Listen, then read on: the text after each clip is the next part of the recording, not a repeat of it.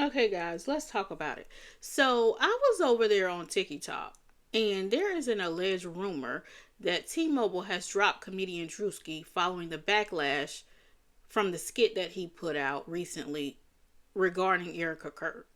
But the thing about that is, I pray that it's a rumor for T-Mobile's sake, because one, Druski never said Erica Kirk's name. The vast majority took upon themselves and were saying that it was Erica Kirk. Okay? So you're telling me people don't have freedom of speech anymore or freedom of interpretation? It wasn't something that Drewski, snuck around and got. Everything that he put in his skit was public information. It was already on social media. And he never said a name. So how are you going to punish him for not saying anyone's name and just doing his job? This is what he does. There was no harsh intention at all. So, T-Mobile, if you cancel Drew Ski, I'm going to cancel you. And that's just what it is. If you're trying to silence a comedian and take away his livelihood because someone's feelings is hurt, that's a problem for me, okay? And you should not get my dollars during this economy. Don't, T-Mobile, don't tick me off. Do not tick me off, because this is not the time or the place to tick me off, okay? And if you haven't figured it out yet, you do not want to mess with a woman, okay? Because you better understand, you better ask Target. You better ask Tarjay. Hello? Once we get it in our heads that you are playing in our face, we will cancel you. We will stop our dollars from going into your organization. So don't play with us. Okay? Do not tick me off, like I said. And for two, you're giving me a reason, if this is true, which I pray it's not, but you're giving me a reason to switch my carrier because your internet has not been working lately as well.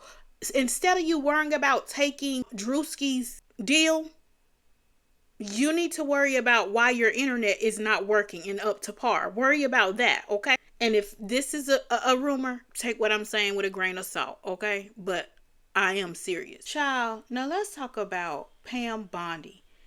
According to the news, Pam was fired by Donald J. Trump, okay? She was the U.S. Attorney General, and he fired her on April 2nd of 2026. Allegedly following months of reporting dissatisfaction with her performance. Trump announced the decision on his little X True Social, kind of like X, but it's his own thing. And he stated that she will be transitioning to a much needed, important new job in the private sector. Okay. Pretty much mean you wasn't doing what I wanted you to do. So you need to go ahead to the back of the bus. You need to go to the back of the bus, Pam Bondi. And that just lets me know, like, what did Donald Trump want her to do? The wheels in my mind are spinning, okay? Because what did you want her to do that she said, listen, I can't do it. That is the line in the sand for me. Hello? That's the line in the sand for me, and I just can't do it, Mr. Trump, because she did everything else, but she couldn't do that. Allegedly, in my opinion, he probably wanted her to make the Epstein's file go away. Like, sir, she can't do that. She's not a magician. She cannot do that, okay? And no one told you to tell those lies. You told many of lies. Hello? You did. And she can't cover up all the lies that you have told. And this is all my opinion, okay? Freedom of speech over her. I'm just saying, what did he want her to do? And she was just like, you know what? This is the line for me. And you know what they say, honey. If you don't do what he says, you are out of there. What number is this that he's X'd out of his party? That's what I want to know. What number is this? Donald Trump is treating his office just like he treated his show. You're fired. You're fired. You're fired. How many people has he fired? If you don't do what I say, you're fired. This is who we have in the office. This is what America decided to put in the office. You're fired. You're fired. Reality. You're fired. That's all I can say. You're fired. I don't know how many different ways I can say you're fired. You're fired. You're fired. Your services are no longer needed. How many ways can I say it? This is what he's doing in the White House, people. While the prices are increasing on everything. On everything. Like they say, play with fire, you will get burned. Next we have Nick Cannon. Child, the internet is tearing him a new one. Do you hear me? He is getting a whole lot of backlash because of the comments he made on his internet show, The Big Drive with Amber Rose, pretty much describing that the Democrat Party was or is a part of the KKK. I'm not really sure if he was saying is or was. And he pretty much was like, Donald Trump is doing his thing. He's the best thing since the slice of bread and all of the things. And he also accused the Democrat Party of failing, black voters. Now, I'm going to have to say, I agree with Nick Cannon on the last part, on the last little bit, in the last little bit, because in my opinion, none of these, parties are really doing anything for the everyday person. I'm going to just be honest. Now, there is a better choice. You know what I'm saying? And it wasn't Trump. It wasn't Trump. As we can clearly see now, the better choice was not Trump. Okay? And everything that Kamala said was going to happen, happened. It was writings on the wall. But anywho, let me get back to Nick Cannon. Nick Cannon did not lie about, how the Democrat Party came about, because initially when the Republican Party was built, was formed, however you want, or founded, however you want to say it, it was because it was anti-slavery. However, nowadays, in today's world, okay, let's talk about 2026, okay? Because that's where we are in present day.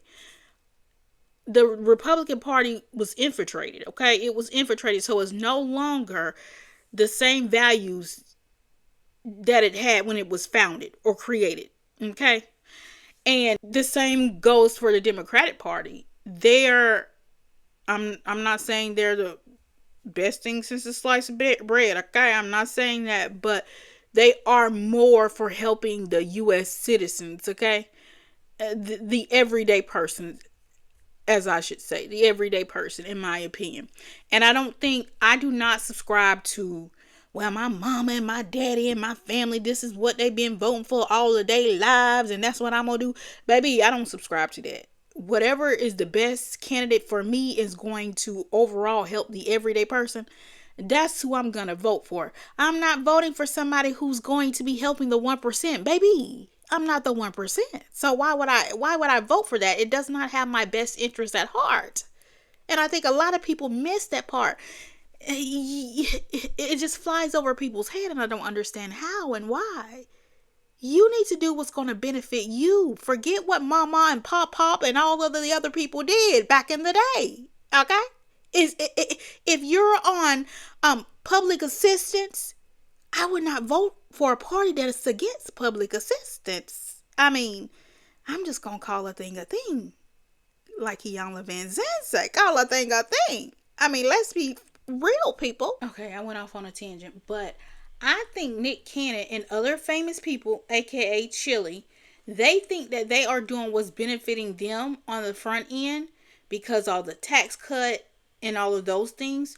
But on the back end, they're going to have to pay, because at the end of the day, your best interest is voting with the majority. That's your target audience. That's feeding you. That's putting food on your plate. The everyday person is the one that's putting food on your plate. That should be who you're voting for, because when they have a good life, that trickles down to you. They're buying your tickets. They're going to your tours. They're going to your shows. You know what I'm saying? So that's where these celebrities are getting caught up, because they have more than the everyday person, but they're forgetting that the everyday person is the reason why they have the lifestyle that they have, which is why they should vote according to what benefits them on the back end. Okay? Not the front end, but the back end. But I'm going to just let that stay right there. Nick Cannon, if you're going to tell it all, okay? Tell it all. Because you didn't tell a lie, but you didn't give all the information. And on top of that, you're telling your target audience, the people that come to your comedy shows, the people that watch your shows on TV, the people that listen to your radio talk show or whatever you're doing, is the everyday person. I guarantee you the 1%ers not listening to no Nick Cannon, baby. They got better things to do. They probably looking at the stock market. They probably trying to figure out ways how to make millions in seconds, okay? I'm just saying. All right. Yeah, that's where I am with it. And it seems like Nick Cannon said that the fish grease was too hot because, baby, he deleted that interview with him and Amber Rose off his page. I'm just saying what the internet said. I guess Nick was like, I messed up. Let me go ahead and redact that interview. Cause I know where my bread and butter come from. Guess it's not Trump. Okay. And I reported on how the internet ate Chili up because they found out that she was supporting Trump's campaign. So they ate her up. And then they also found audio of T-Boz telling the folks that Chili voted for Trump. So there's nothing new here. It's just being brought to the light. And people are now looking at it under a magnifying glass because T-Boz had already told us back in the day. But yeah, y'all, make sure y'all are looking at y'all best interests and putting y'all best interests first, okay? When you find out that these celebrities that you guys are supporting with your hard-earned money are supporting people that are against your livelihood, cut it out like a coupon. That's all I'm saying about that. Put your best interests in the forefront. Talking about putting your best interests at the forefront. Listen, I already told you guys I'm not really hyped to or hip to these new artists, but I am familiar with Gucci Mane because I kind of grew up when Gucci Mane was in his prime. But Pooh Shiesty and his father and 7 other people are accused of kidnapping and robbing Gucci Mane and 2 other victims in Texas. Now, I hope I am reading this wrong, but I'm not reading it wrong. The father was in the mix as well with the son, and now they all caught up with the feds. I'm so confused. That's clearly not your best interest at heart. The father should be telling the son, son, what are you thinking about? Why would you throw your whole life away? Because that's essentially what they did. Now the father and the son is in jail or having charges pending them. Say it ain't so. Say it ain't so. Now, if I'm not mistaken, I'm pretty sure Pooh Shiesty was on parole for already being in a situation and just getting out of jail. Listen, I am not street, and I don't recommend anybody who's street would do this, because once you're locked away, you had the world at your fingertips. You know what I'm saying? Like, you had access to opportunities that people can only dream of, and you finally get there and your mentality is still the streets. So you're going to be spending life in prison, allegedly, singing your coulda, wouldas, shouldas, instead of being outside in the free world living your best life because of street mentality. None of this makes sense to me. This is absolutely absurd to me. I'm not street. I don't care if I'm just not street and don't care about being street savvy or street whatever, street creds, because you just gonna be sleeping on a hard bench with a whole group of men for the rest of your life, and that's cool because of street cred. Throw it all away. And then the father didn't have sense enough to say, son, this is not what you should be doing. What we should be doing is finding a way to get you out of this contract, because the whole thing was about, I guess, Pooh Shiesty trying to get out of the contract that Gucci Mane put him in. And that's another thing. Listen, if you guys are talented, social media is at your fingertips. When these big labels come to you, say no. Say no, because I haven't seen a good contract yet. We've already been seeing how the old school rappers and the old school R&B singers come out telling us how they were completely broke. They had the number one records, they won Grammys and all of the things, but they end up broke because of the contracts that they signed. It's just history repeating itself. Listen, these big companies come at you, say no. It's like saying no to drugs. That's how I'm looking at it. Something is not right. This whole situation is horrible. Absolutely horrible. And that's why it's important to remind people, life and death is in the power of the tongue. This is the outcome of these rappers that has come before, these new coming rappers who have been rapping about things that they did not live, fabricated a lot of things, or seen their environment and seen other people live those lives, and then they rap about it and put that energy out.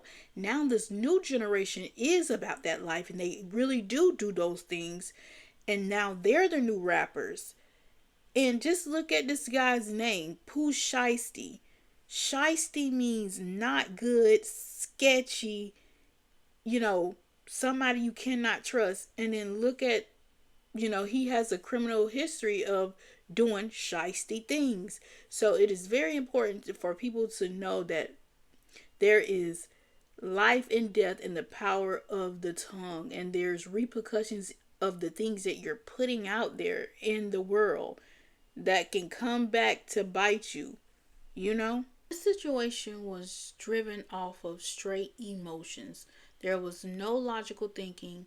There was no critical thinking in this situation, because Pooh Shiesty was released from prison October 2025 after serving almost 3 years.